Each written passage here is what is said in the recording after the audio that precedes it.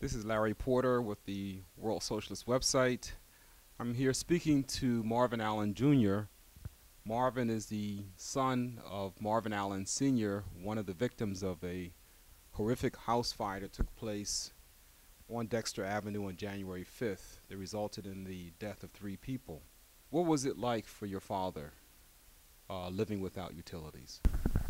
Very hard, for an elderly man or 2 elderly men to live in a house where it's cold, and plus they had disabilities.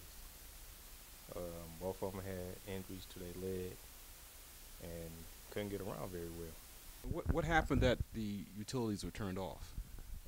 My father, the utilities was in my father's name, and he went and had surgery on his right leg, an injury that he had sustained back in the early '80s.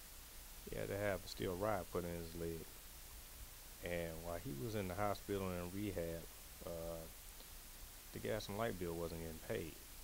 So by the time he came home, it was basically shut off time. Like you say, DTE can be very difficult to work with.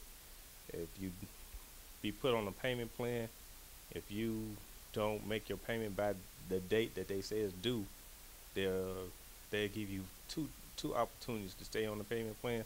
But if you can't make those payments by that date, those due date, they're gonna take you off the service, off the payment plan. And then you just basically on your own. You never know when they might come and shut it off and everything like that. It's just difficult, if you don't get paid until after the due date, then wait. You still got to get cut off of it. Even if you make the payment, you still get cut off the payment plan. You got to be there or make your payment by their date, or you just on your own. One of the victims of the fire was Lynn Greer, who was the girlfriend of Tyrone, your uncle. And she tried to get the utilities turned back on. And what happened there? She was trying to get it cut on, and DTE told her that she had to make a down payment of $100 and some odd dollars or something like that. And when they went down there to do so, or was going down there to do so, it was a bunch of red tape that came along with it. It had to think about it. DTE had dug up the pipe from the side of the house down to the sidewalk, and we talking about January.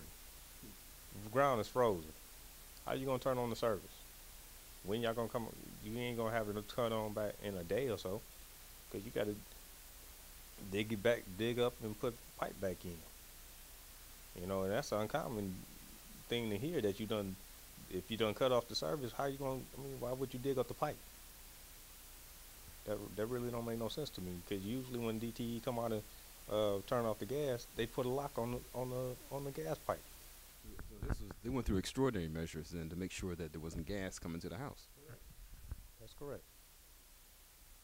I mean, this fire took place during the coldest period of the year, and I think the temperatures dropped down to 4 degrees, and it was a wind chill that day of -15. So I mean, there was no gas in the house to keep for electricity, and they were just doing everything they possibly can get warm, I suppose. Yes, they was having space heaters going on in every room, every part of the house. And DTE had took out the electric meter, and I don't know how, but they had the electricity hooked up, and without a meter, you have nothing to cut back the current of the watts of voltage that's coming through the house. So that's a lot of voltage, and with all the space heaters going, and the one that was in the area where my father was,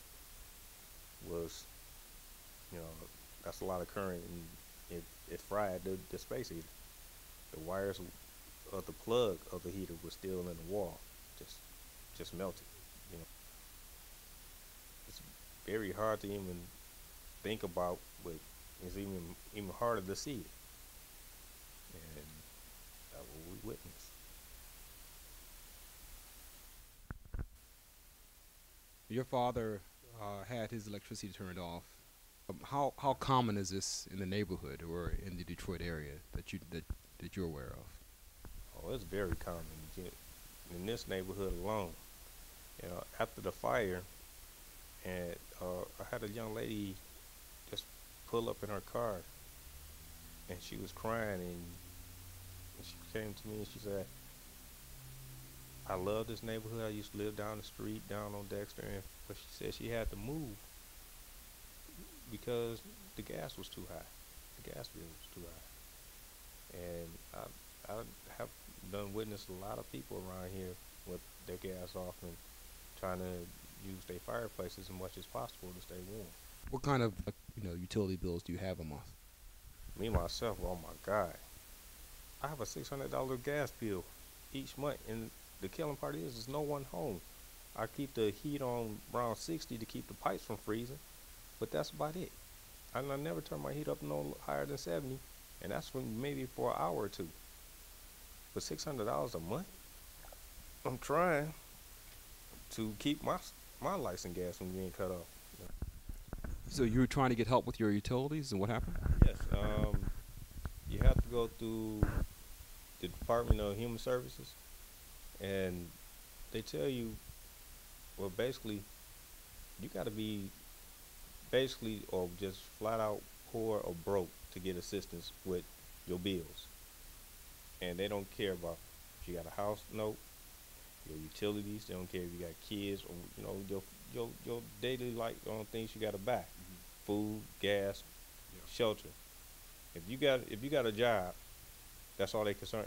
Well, you working, so we can't help you. You're working two jobs, and your father and your uncle, they were on SSI. So I mean, with bills that high, I mean, to be able to make ends meet is almost impossible.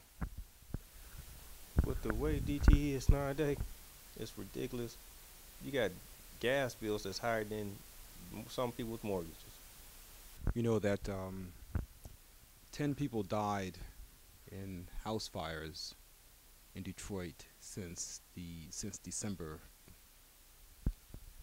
The majority of those fires were in homes without utilities. So there's no question that people are paying with their lives and for living without utilities. I mean, were you aware of that, or? Yes, I turned it like you just said, December. I remember seeing the fire, and family, a couple of kids I think died in a fire in December. I seen that on the news.